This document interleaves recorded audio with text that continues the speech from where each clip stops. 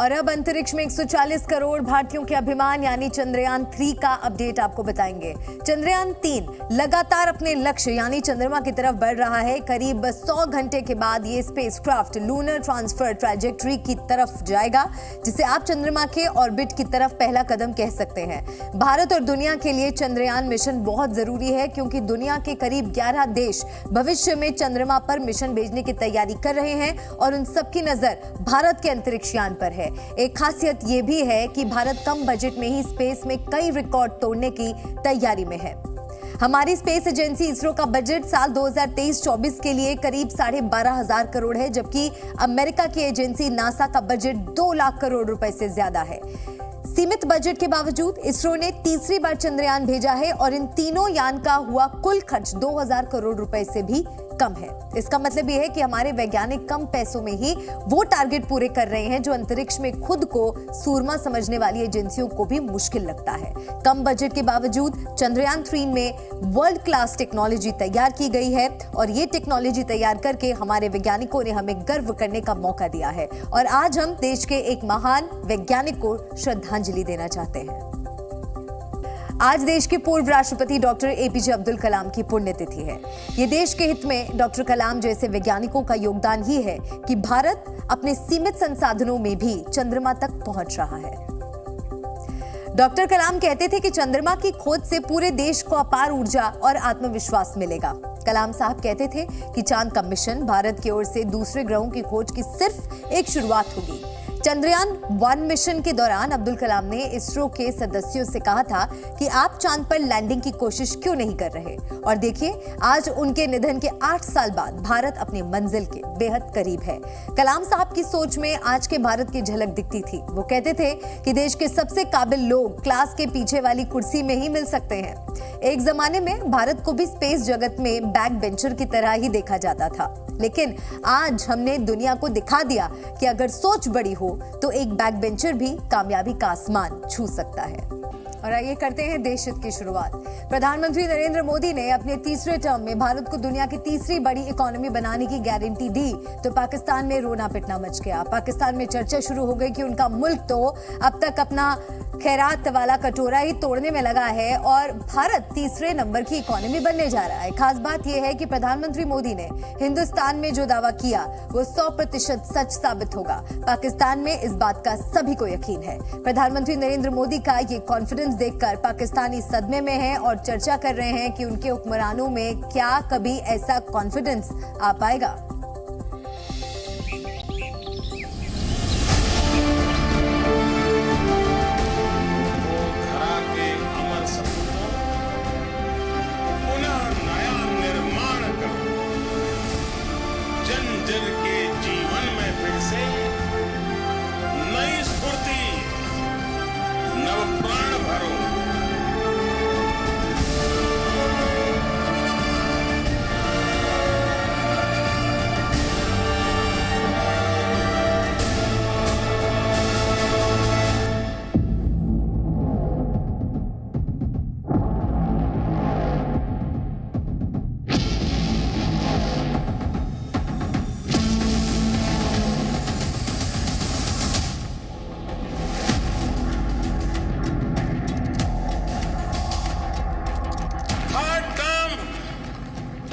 Economy पे पहुंच के रहेगा भारत,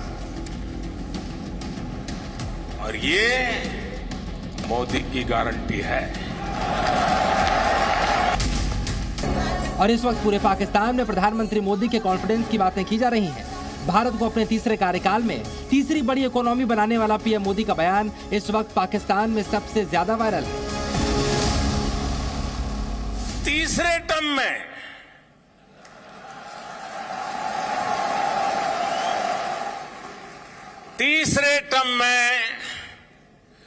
दुनिया की पहली 3 इकोनॉमीज में एक नाम भारत का होगा।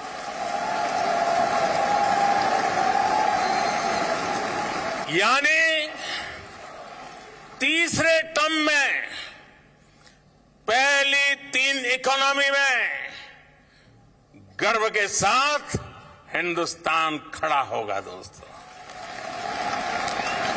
माननीय प्रधानमंत्री प्रधानमंत्री मोदी की इस गारंटी का भारत से कम असर पाकिस्तान में नहीं दिखाई दे रहा। जिस तरह प्रधानमंत्री मोदी के कार्यकाल में भारत की ताकत और पैसा बढ़ रहा है, पाकिस्तानियों को प्रधानमंत्री मोदी में हीरो और अपने हुक्मरानों में विलेन नजर आ रहा है। पाकिस्तानियों को इसलिए भी अपने हुक्मरानों पर गुस्सा आ रहा है क्योंकि भारत और पाकिस्तान दोनों एक साथ आजाद हुए, लेकिन हिंदुस्तान दुनिया की तीसरी बड़ी इकोनॉमी बनने की तरफ बढ़ रहा है। दूसरी तरफ पाकिस्तान की पहली चुनौती अभी भी अपना भीख का कटोरा तोड़ना ही है। कटोरा पाकिस्तान की नीयत और नीति बन गया है। पाकिस्तान चाहकर भी कटोरे से पीछा नहीं छुड़ा पा रहा। चाहे अनचाहे पाकिस्तान के प्रधानमंत्री शहबाज शरीफ को कटोरा याद ही आ जाता है। वैसे पाकिस्तान में कटोरा को कशकोल कहते हैं। शहबाज शरीफ चाहते हैं कि वो मुल्क का कटोरा तोड़ दे। शहबाज शरीफ जिस बनीगाला में कटोरे के टुकड़े फेंकने की बात कर रहे हैं, वो बनीगाला दरअसल इमरान खान का घर है। वैसे ये शहबाज शरीफ हैं जिन्होंने पहली बार माना था कि पाकिस्तान दुनिया में कटोरा लेकर ही घूमता है। पाकिस्तान में हर तबके का हाल बेहाल है। गरीबों के लिए जिंदगी बोझ बन गई है।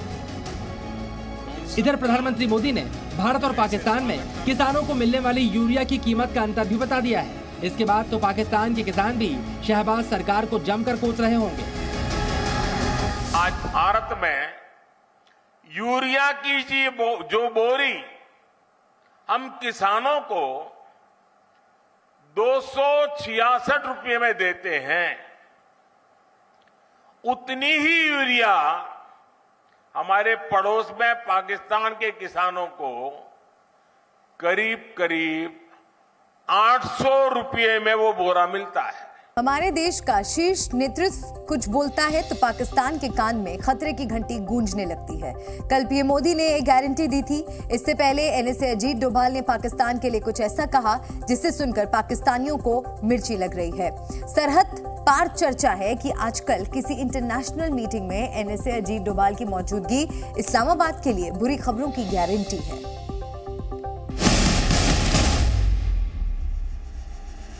डोभाल की बातों में इस्लामाबाद को बहुत ज्यादा डेंजर दिख रहा है। मोदी, राजनाथ, डोभाल, ये तीनों नाम पाकिस्तान के लिए काल बन चुके हैं। जब भी इनका कोई बयान आता है, ये किसी मंच पर खड़े होते हैं या फिर किसी इंटरनेशनल मीटिंग का हिस्सा बनते हैं तो पाकिस्तान पिटने के लिए रेडी हो जाता है। 24 घंटे पहले डिफेंस मिनिस्टर राजनाथ सिंह ने एलओसी क्रॉस करने का बयान दिया था। उसके बाद से पाकिस्तान में नॉन स्टॉप चर्चा चल रही है। आज पाकिस्तानी फॉरेन मिनिस्ट्री ने कहा कि भारत अपने सार्वजनिक भाषणों में पाकिस्तान का नाम घसीटने से परहेज करे। पाकिस्तान के विदेश मंत्रालय ने जुबानी विरोध दर्ज कराया, लेकिन कोई मिनिस्टर या जनरल जवाब देने की हिम्मत नहीं जुटा पाया। अब पाकिस्तानी एक्सपर्ट्स बैठकर राजनाथ सिंह के बयान का एनालिसिस कर रहे हैं और सबके बयान में एक बात कॉमन है कि नया भारत बदल गया है और ये पाकिस्तान को बेहद सख्त सजा देने की ताकत भी रखता है। राजनाथ सिंह ही नहीं, पाकिस्तान को डोभाल से भी डर लगता है। इसकी वजह है साउथ अफ्रीका से लेटेस्ट खबर। वहां ब्रिक्स देशों के एनएसए की मीटिंग हुई। इसमें भारतीय एनएसए अजीत डोभाल शामिल हुए और चीन सहित 4 देशों के रिप्रेजेंटेटिव्स भी आए। डोभाल ने चाइनीज डिप्लोमेट वांग यी के सामने टेरर का मुद्दा उठाया और बिना नाम लिए ही पाकिस्तान को टारगेट किया। जिनपिंग के दूत के सामने पाकिस्तान और शहबाज शरीफ की जमकर धुलाई। टीम मोदी का ये अटैक पाकिस्तान कभी भूल नहीं पाएगा। इस्लामाबाद को दुख इस बात का है कि आतंकियों की गोली बेअसर हो गई है और कश्मीर घाटी में चल रहे तरक्की का एजेंडा सरहद पार पीओके तक पहुंच गया। मोदी के डोभाल ने पाकिस्तान में गदर मचा दिया है। डोभाल जहां जाते हैं वहीं से पाकिस्तान की बर्बादी की कहानी शुरू हो जाती है। ब्यूरो रिपोर्ट, जी मीडिया। क्या पाकिस्तान डॉलरों की कमी दूर करने के लिए परमाणु बम बेच देगा? असल में परमाणु हथियारों के मामले में पाकिस्तान का दामन दागदार है। पाकिस्तान पर आरोप रहे हैं कि वो अपने परमाणु बम या तकनीक को बेच देता है। अब रूस के सबसे बड़े दुश्मन को भी शहबाज शरीफ परमाणु बेचने की तैयारी कर रहे हैं। आशंका जताई जा रही है कि पाकिस्तान यूक्रेन को अपने न्यूक्लियर हथियार बेच सकता है।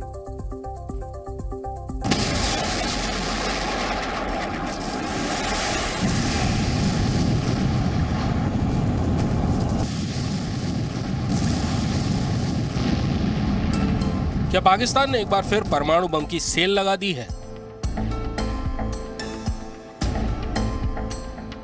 क्या रूस के दुश्मन को परमाणु बम बेचकर अपना खाली कटोरा भरने वाला है पाकिस्तान?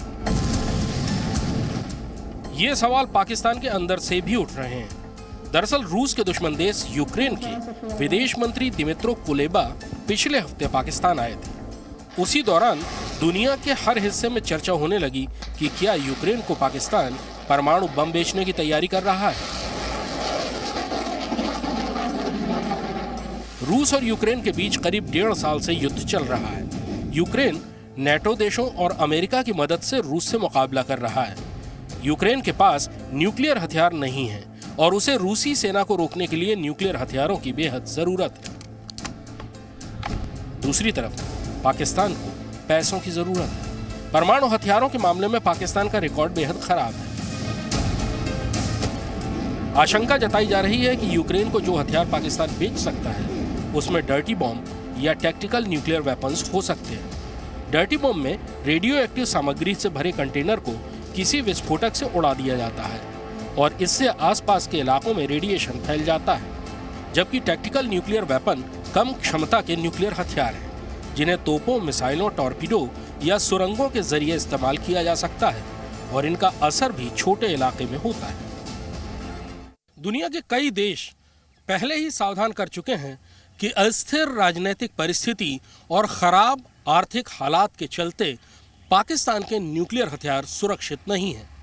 ये कभी भी गलत हाथों में पड़ सकते हैं। इस बीच ये खबर भी आई कि पाकिस्तान यूक्रेन को हथियारों की नई खेप देने वाला है और इस समय कराची बंदरगाह में पाकिस्तानी जहाज तैयार खड़े हैं। इन जहाजों पर 200 कंटेनर हैं जिनमें यूक्रेन को बेचे जाने वाले हथियार भरे हैं।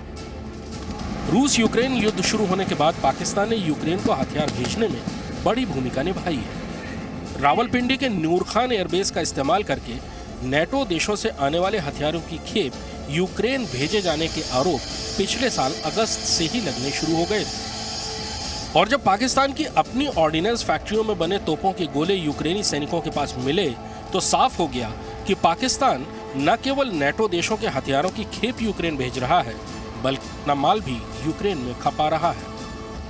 पिछले साल ही रूस के एक सेनेटर इगोर मोरोजोव ने खुलकर आरोप लगाया था कि पाकिस्तान न्यूक्लियर हथियार बनाने में यूक्रेन की मदद कर रहा है। हालांकि रूस ने इसे अपना आधिकारिक बयान नहीं माना था, लेकिन रूसी राजनयिक के इस आरोप ने पूरी दुनिया में सनसनी फैला दी थी। यूक्रेनी विदेश मंत्री की पाकिस्तान यात्रा ने एक बार फिर इन खबरों को हवा दे दी है। इससे पहले पाकिस्तान पर ईरान और उत्तर कोरिया को परमाणु बम की तकनीक बेचने के आरोप लग चुके हैं। वैसे पाकिस्तान के पास जो परमाणु बम है वो उसने खुद चीन से उधार लिए हैं। रूस के साथ पाकिस्तान अपने संबंध सुधारना चाहता है, लेकिन अपनी करतूतों के कारण वो हमेशा रूस के खिलाफ खड़ा हो जाता है। रूस ने पाकिस्तान को सस्ती दरों पर कच्चा तेल देना भी शुरू कर दिया था, लेकिन अब यूक्रेन को हथियार देने की घटनाओं ने रूस का पाकिस्तान से भरोसा पूरी तरह उठा दिया है। कृष्ण मिश्रा, जी मीडिया, दिल्ली। देश के हित में ये जरूरी है कि सत्ता के साथ साथ प्रतिपक्ष की आवाज भी मजबूत रहे। विरोधी दलों ने अपनी इसी आवाज को दूर तक पहुंचाने के लिए आज काले कपड़े पहने। संसद के अंदर और संसद के बाहर आज भारत के लोकतंत्र में काले रंग के इर्द गिर्द क्या चर्चा हुई, वाद विवाद क्या हुआ, आपको हम दिखाते हैं इस रिपोर्ट के जरिए।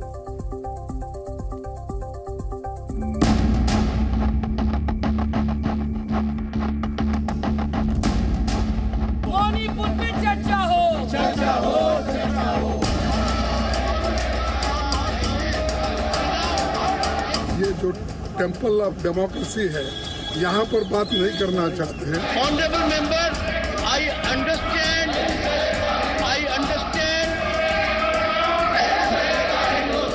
इनका कल भी काला है, आज भी काला है और भविष्य भी काला है। कम से कम देख तो लो अपने काले दिल से कि आज देश कितना गुस्से में है। काला कपड़ा पहन के आने से कुछ नहीं होगा, बाद में काला कपड़ा पहन के ही घूमना पड़ेगा।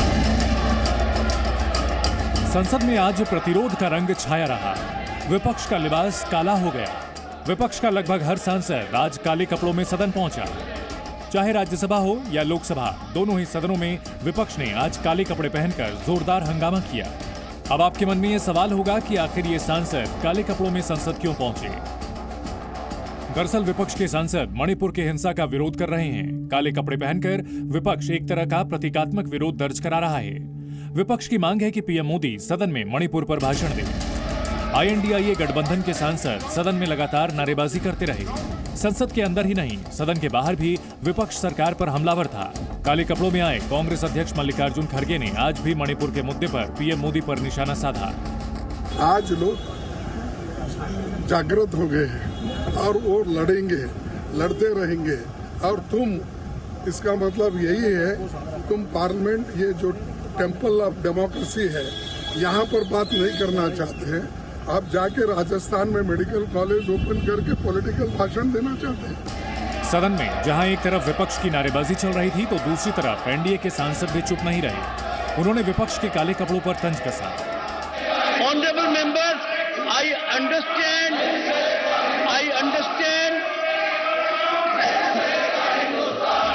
विपक्ष के इस पॉलिटिकल लिबास पर केंद्रीय मंत्री पीयूष गोयल ने उन्हें आड़े हाथों लिया और संसद के अंदर काले कपड़े पहनकर आने पर विपक्ष को घेरा। काला धन छुपाने के लिए काले कपड़े और यहाँ इनके काले कारनामे इतने ज्यादा गहरा बढ़ गया है कि वो काले कारनामे छुपाने के लिए ये काले कपड़ों में यहाँ पे आए। वैसे तो दूसरे सदन में एक माननीय सदस्य के ऊपर तो काले कौवे ने भी अपना स्थान आकर्षित कर लिया। सर, इनका कल भी काला है, आज भी काला है और भविष्य भी काला है। सदन के अंदर हुई तकरार बाहर भी दिखी। आज दिन भर सदन की चर्चा विपक्ष के काले कपड़ों के इर्द गिर्द घूमती रही। INDIA गठबंधन के सांसदों ने जहां एक तरफ इसे विरोध का तरीका बताया, तो सरकार के मंत्रियों ने विपक्ष के इस लिबास पर चुटकी ली।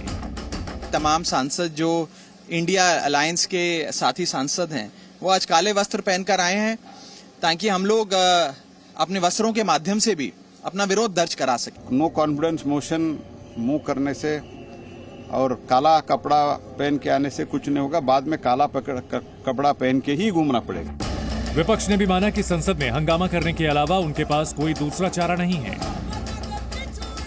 इसलिए मजबूरन हमें ये नो कॉन्फिडेंस मोशन, मतलब अनास्था प्रस्ताव हमें लाना पड़ा, अविश्वास प्रस्ताव हमें लाना पड़ा। ये मजबूरी हमारे, हम जानते हैं कि ये अविश्वास प्रस्ताव के चलते मोदी सरकार नहीं गिरेगी, लेकिन बात यह कि और तो कोई हमारे चारा नहीं है, कोई रास्ता नहीं है हमारे, इसलिए ये मजबूरन हमें ये रास्ता अपनाने पड़े।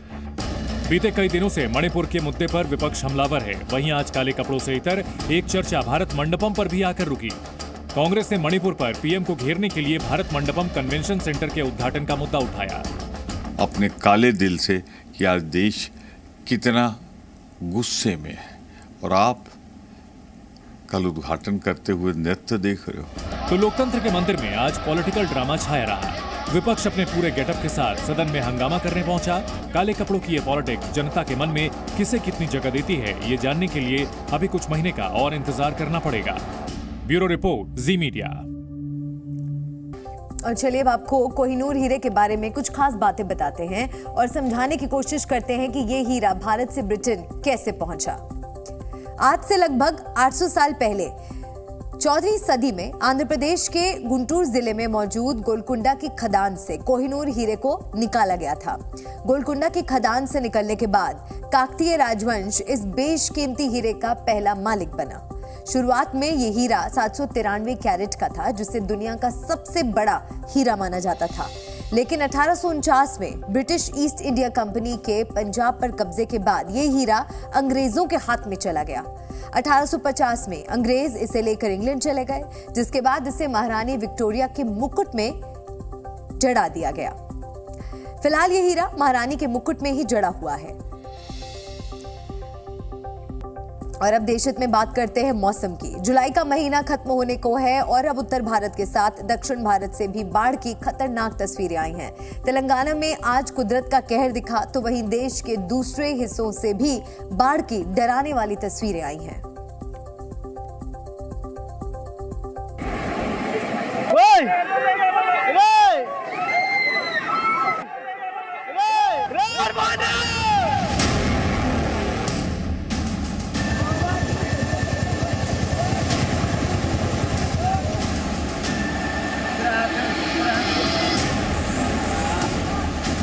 देश के कुछ हिस्सों में बाढ़ की तबाही नए सिरे से शुरू हो गई है। उत्तर भारत के बाद अब बाढ़ ने दक्षिण भारत को अपनी चपेट में लिया और सबसे खतरनाक तस्वीरें तेलंगाना से आई।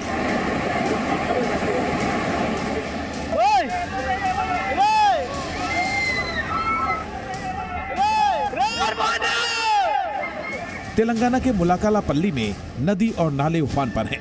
ये महिलाएं अपनी जान जोखिम में डालकर पानी की तेज धार को पार करने की कोशिश कर रही थी। तभी एक महिला का पैर फिसला और वो पानी में बह गई।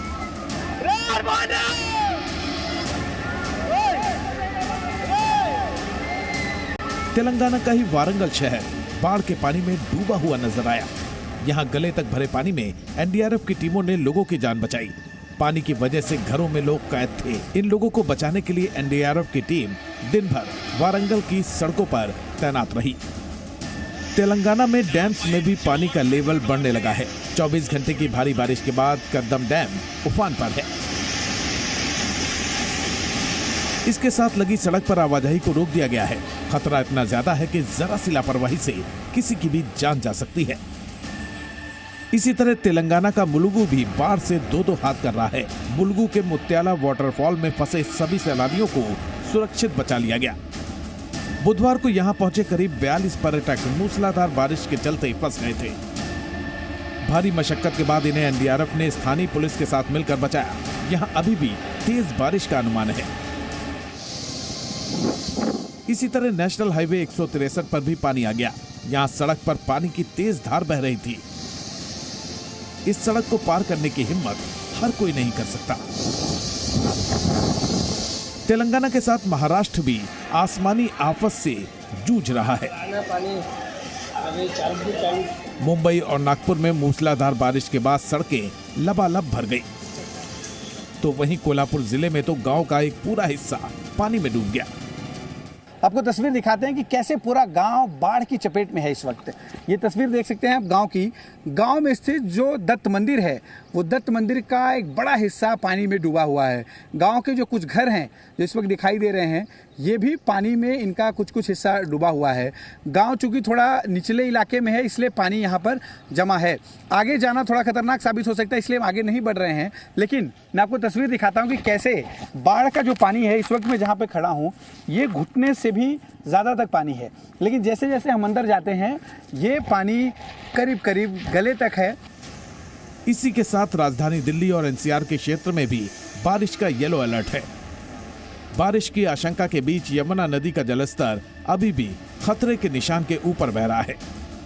लेकिन अभी यमुना का जो जलस्तर है वो खतरे के निशान से कुछ मीटर ऊपर बह रहा है। एक बार मैं आपको तस्वीरें दिखाना चाहूंगी। ये ओल्ड रेलवे ब्रिज के पास यमुना नदी का आप देख सकते हैं किस तरीके से स्तर जो है वो बढ़ता हुआ नजर आ रहा है। आप देख सकते हैं पानी में बहाव जो है वो भी काफी ज्यादा तेज देखने को मिल रहा है। लोहा पुल के पास का ये पूरा इलाका है। यहाँ से रेलवे जो है वो चलती है। ट्रेन जो है उनके रूट्स यहाँ पर लगते हैं जिनको फिलहाल के लिए धीमी गति से इस पुल का इस्तेमाल करने दिया जा रहा है। दिल्ली से सटा नोएडा भी बाढ़ के खतरे से अछूता नहीं। बीते दिनों हिंडन नदी का जो जलस्तर बढ़ा था वो खतरा अभी भी कायम है।